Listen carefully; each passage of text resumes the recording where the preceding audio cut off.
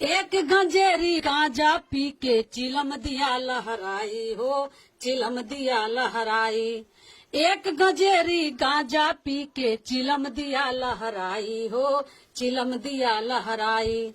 आ चिलम में से तितकी उड़ के हो, चिलम में से तितकी उड़ के जर गेल तो सक रजाई, नसवा नरक में ले जाई, जानी पीहाए भाई कि नसवा नरक में ले जाई, जानी पीहाए भाई। धोती पाट झरिया पहनले कांधे पर चदरिया हो, बबड़िया झर लेना पियावा गेला कौन नगरिया हो, बबड़िया झर के ना पियावा गेला कौन नगरिया हो, बबड़िया झर के ना। दहेजिया के कैसन, दहेजिया के कैसन चलनिया हो राम, बनी कैसे बेटी दुल्हनिया हो राम। मिलेला सरकारी सुविधा फ्री में पढ़ाई के, जात बारे मुनमा मुनिया झोड़ा लाटा काई के, जात बारे मुनमा मुनिया झोड़ा लाटा काई के, जात बारे मुनमा मुनिया। समय से पहले हमारे बाबूजी गुजर गए और ये सब पीते थे, और पीने के कारण उनके साथ ऐसा ऐसा घटना हुआ कि इतना पी लेते थे नशा में कि उनको पता नहीं है, जहाँ पाते तहीं गिर जाते रोज रास्ते पैरे में। एक बार ऑटो वाला मार दिया, एक गिरल थे, ऑटो वाला माथा के साइड से चढ़ा के चल गया, चक्का लगा बरेंड में तो माथा में ब्लड जम गया और दिमाग डिस्टर्ब हो गया, पागल हो गए थे, आदमी नहीं पहचानते थे। पटना PMCH में इलाज हुआ, पटने में उड़ा करके रिक्शा चलाते थे पटना सिटी में, और सिटी में खटाल है उसी जगह बाबूजी हमारे मतलब रिक्शा भी चलाते थे सरकारी स्कूल के, और साथ में रिक्शा भी चलाते थे, और साथ में मतलब बच्चा सबके स्कूल में पहुंचाते थे भी सुबह शाम, और बाकी समय मिला था रिक्शा चला लेते। और पैसा जो होता पी खा जाते इतना कि कभी कभी पर्व के त्योहार में भी हम लोग को हर चीज के लिए मोहताज होना पड़ता था। हमारी माँ भी मजदूरी करती थी, दूसरे के खेत में काम धंधा करती, और हम लोग भी देखे कि पढ़े लिखे भी हम नहीं है। कारण है कि हमारे पिताजी शुरू से ऐसे मतलब गलत रास्ता में पड़ गए। उनके संगति के जो भी लोग था खटाल के सब पीने खाने वाले। कितने भाई बहन थे? हम 5 भाई बहन हैं, 3 बहन और 2 भाई, सबसे बड़ हम है, हमरा से बात के सब भाई सब है। अब इतना स्थिति खराब होता था कि हम लोग देखे कि माँ की स्थिति देख के पर्व त्योहार में चाहे अनदिना में हर चीज के लिए मोहताज होते। तो उस समय घर में गांव में करे तो क्या करे, माँ हमारी काम करने जाती है, हम लोग बच्चा 5 भाई बहन छोटा छोटा। तो हमरा यहाँ मतलब अभी भी काड़ा है, मूज होता है, मूज के रस्सी बांटते थे दूसरे कन से ले करके, मतलब पसेरी पड़े, आधा उसको देते थे, आधा हम लोग को होता था रस्सी बांट के देने में।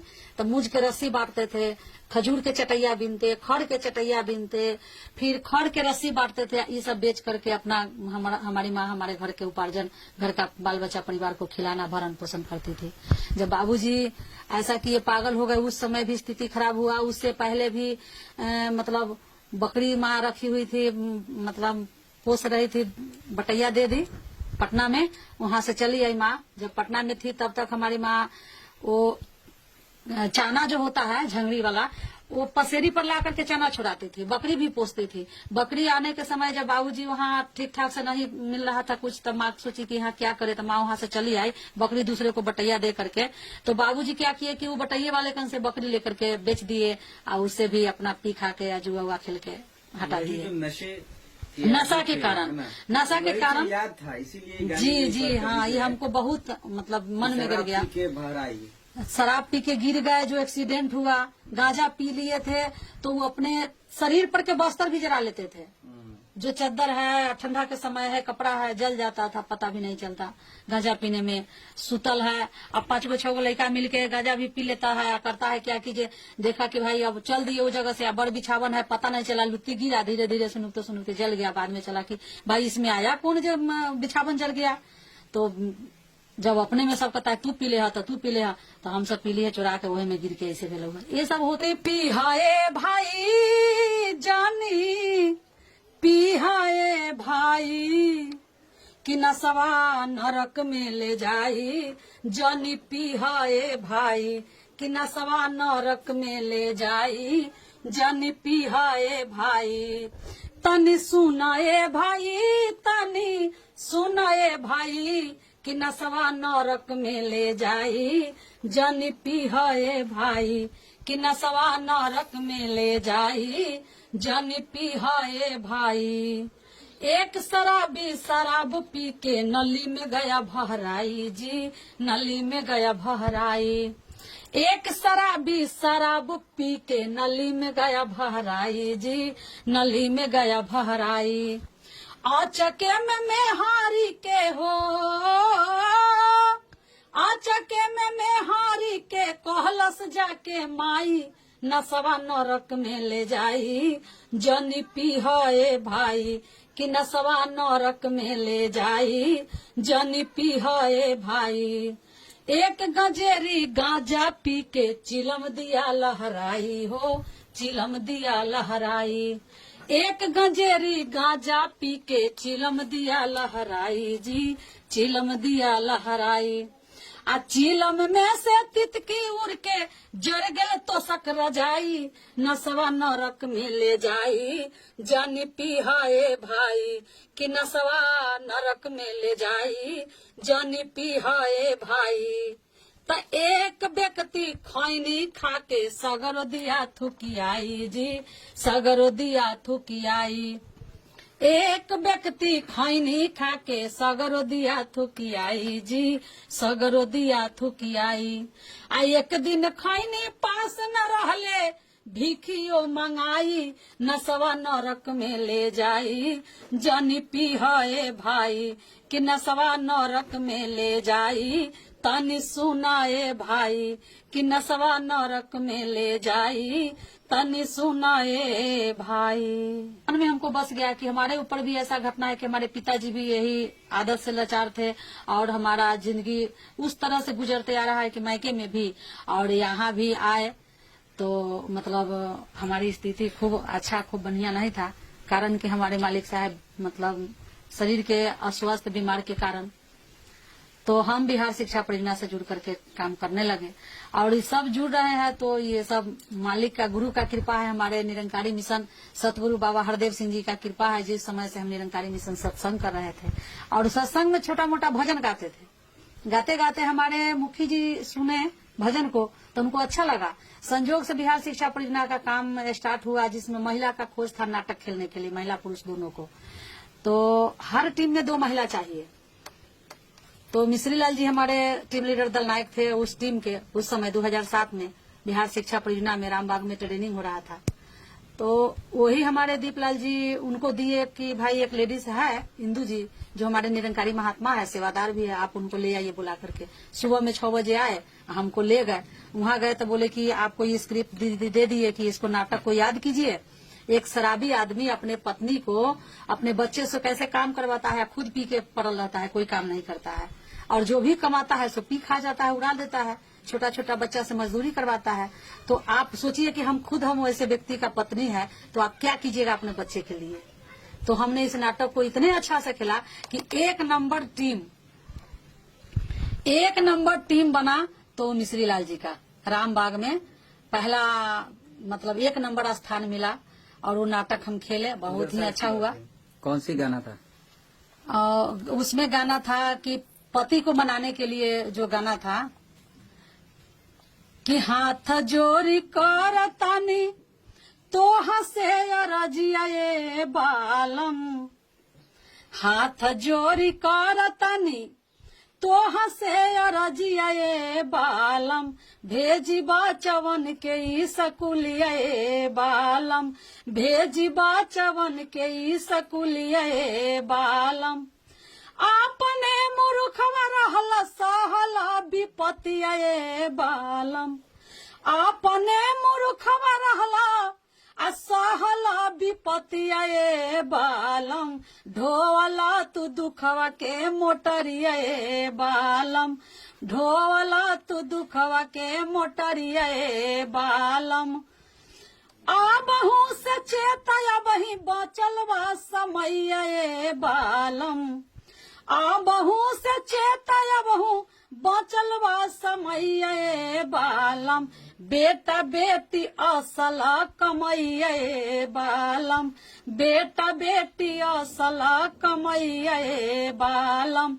हाथ जोड़ कर तनी तोह से अरजिए बालम, भेजी बचवन के ई सकुलिए बालम, भेजी बचवन के ई सकुलिए बालम, भेजी बचवन के ई सकुलिए बालम। ये नाटक में गीत था कि अपने पति को मनाए और मना करके बच्चे को स्कूल भेजाए। तो ये पी करके पति एकदम बेहोश है तो उनको जगा रहे हैं लेकिन नहीं मान रहे हैं। जब जगे तब हमको धक्का देके भगाते हैं कि भागो हटो, तुम्हारा बात हमको नहीं सुनना है। तो उस समय मतलब हाथ जोड़ के विनती करते हैं कि हाथ जोड़ी करत तानी तोह से अरजिया ये बालम, भेजी बचवन के ई सकुलिया ये बालम। अपने मूर्खवा रहली आ सहली विपतिया ये बालम, बेटा बेटी असल कमैया ये बालम।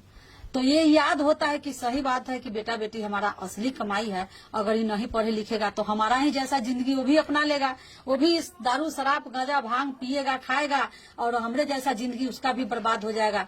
तो सबका पत्नी तो एक जैसा नहीं है कि किसी तरह समय काट ले, तो उस समय हमारे बच्चे का क्या हाल होगा, कैसा जिंदगी होगा।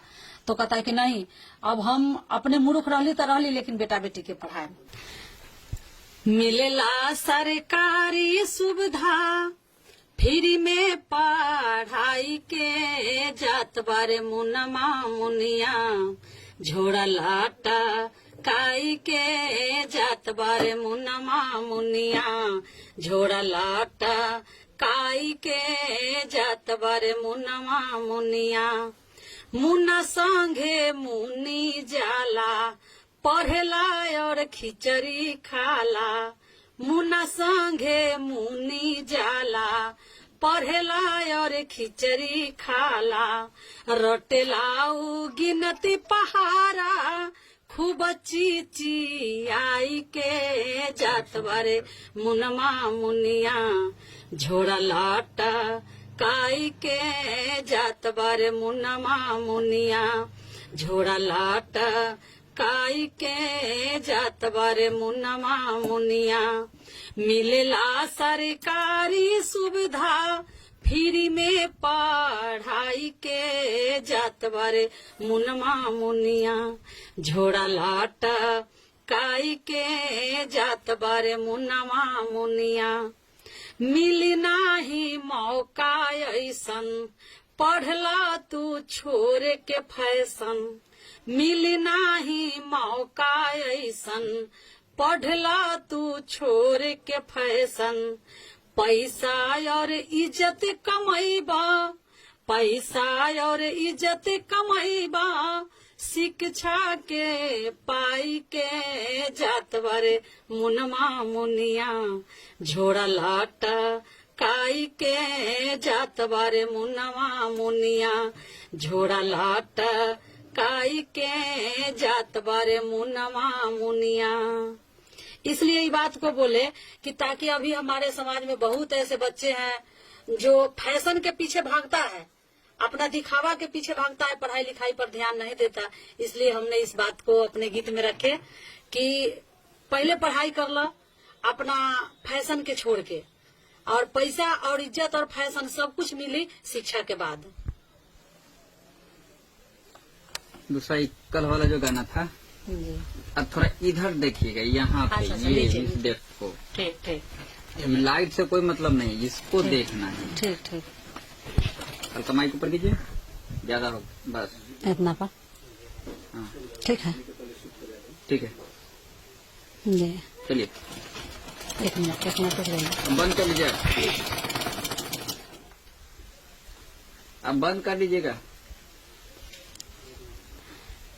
तनी सुनाए भाई, तनी सुनाए भाई कि नसवा नरक में ले जाई, तनी सुनाए भाई कि नसवा नरक में ले जाई, तनी सुनाए भाई, तनी सुना ए भाई जानी पीहा ए भाई तनी सुना ए भाई जानी पीहा ए भाई नसवा नरक में ले जाई जनी पीहा ए भाई कि नसवा नरक में ले जाई जनी पीहा ए भाई।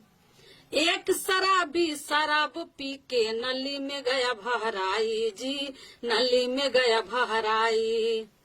आचके में हारी के जाके कहलस माई नसवा नरक में ले जाई जनी पीहा ए भाई कि नसवा नरक में ले जाई जनी पीहा ए भाई। एक गजेरी गांजा पी के चिलम दिया लहराई हो चिलम दिया लहराई। एक गजेरी गांजा पी के चिलम दिया लहराई हो चिलम दिया लहराई। आ चिलम में से तितकी उड़ के जड़ गेल तो सक रजाई नसवा नरक में ले जाई जनी पीहा ए भाई कि नसवा नरक में ले जाई जनी पीहा ए भाई। एक व्यक्ति खैनी खा के सगरो दिया थुकियाई हो सगरो दिया थुकियाई। एक व्यक्ति खैनी खा के सगरो दिया थुकियाई। आ एक दिन खैनी पास न रहले हो एक दिन खैनी पास न रहले भिखियो मंगाई नसवा नरक में ले जाई जनी खैहा ए भाई कि नसवा नरक में ले जाई जनी पीहा ए भाई। धोती पाट झरिया पहनले कांधे पर चदरिया हो बबड़िया झर लेना पियावा गेला कौन नगरिया हो बबड़िया झर के ना पियावा गेला कौन नगरिया हो बबड़िया झर के ना। बबड़िया झर लेना हो बबड़िया झर लेना हो बबड़िया झर लेना पियावा गेला कौन नगरिया हो बबड़िया झर लेना पियावा गेला कौन नगरिया हो बबड़िया झर लेना। धोती पाट झरिया पहनले कांधे पर चदरिया हो बबड़िया झर के ना पियावा गेल कौन नगरिया हो बबड़िया झर लेना पियावा गेल कौन नगरिया हो बबड़िया झर लेना। काढ़ेला भिखारी ठाकुर देखी भर नजरिया हो बबड़िया झर लेना। काहेला भिखारी ठाकुर देखी भर नजरिया हो बबड़िया झर लेना पियावा गेल कौन नगरिया हो बबड़िया झर लेना पियावा गेल कौन नगरिया हो बबड़िया झर लेना। बबड़िया झर लेना हो बबड़िया झर लेना हो बबड़िया झर लेना पियावा गेल कौन नगरिया हो बबड़िया झर लेना पियावा गेल कौन नगरिया हो बबड़िया झर लेना। बनी कैसे बेटी दुल्हनिया हो राम बनी कैसे बेटी दुल्हनिया हो राम। दहेजिया के कैसन चलनिया हो राम बनी कैसे बेटी दुल्हनिया हो राम बनी कैसे बेटी दुल्हनिया हो राम। बेटी बियाहे खातिर भैली भिखारन बेटी बियाहे खातिर भैली भिखारन सोना चांदी बेच दिहली बेटी के कारण सोना चांदी बेच दिहली बेटी के कारण बेच दिहली नाथुनी बेच दिहली नाथुनी झुलनिया हो राम बनी कैसे बेटी दुल्हनिया हो राम बनी कैसे बेटी दुल्हनिया हो राम। दहेजिया के कैसन चलनिया हो राम बनी कैसे बेटी दुल्हनिया हो राम, बनी कैसे बेटी दुल्हनिया हो राम। शादी से पहले मांगे टीवी स्कूटर, शादी से पहले मांगे टीवी स्कूटर, 5 लाख रुपया मांगे 2 दिन के भीतर, 5 लाख रुपया मांगे 2 दिन के भीतर। बिक गईली दोनों परनिया हो राम, बनी कैसे बेटी दुल्हनिया हो राम, बनी कैसे बेटी दुल्हनिया हो राम। नैहर से बेटी के डोली चलेला, नैहर से बेटी के डोली चलेला, जला दिहले ससुरा में आरती उठेला, जला दिहले ससुरा में आरती उठेला। जहर खा के मार गईली, जहर खा के मार गईली कन्या हो राम, बनी कैसे बेटी दुल्हनिया हो राम, बनी कैसे बेटी दुल्हनिया हो राम। दहेजिया के कैसन, दहेजिया के कैसन चलनिया हो राम, बनी कैसे बेटी दुल्हनिया हो राम, बनी कैसे बेटी दुल्हनिया हो राम।